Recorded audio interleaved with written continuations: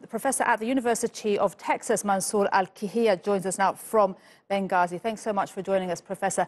Now, can you tell us exactly what's happening here? Is Khalifa Haftar's Libyan National Army carrying out a military offensive? Well, yes, it is. I mean, he has made that very clear for a long time that he was going to go to Tripoli. I mean, Tripoli was the last stronghold that holds his opponents. His opponents are the Islamic Brotherhood and their allies, and they are located in Tripoli. And Mr. Sarraj, when you talk about his forces, he has no forces.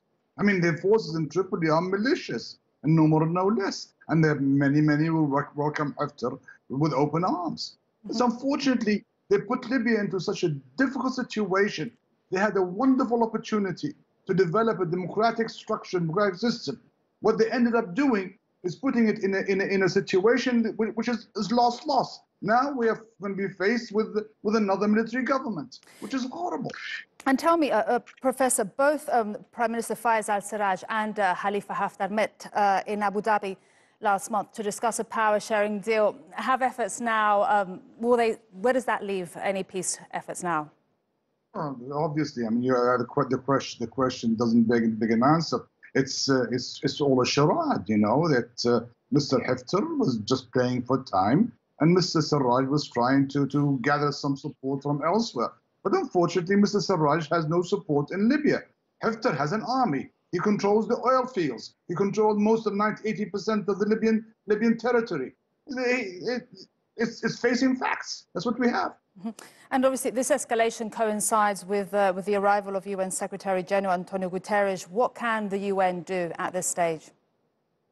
Just keep on displaying its anger at the situation in Libya. They haven't done anything, and they're not going to do anything. They've reached. I mean, you get the UN and the great powers, and they get tired. I mean, just like Somalia. We talk about Somalia, and then all of a sudden, let Somalia go to the rot. Nobody's going to care anymore. The same situation is in Libya.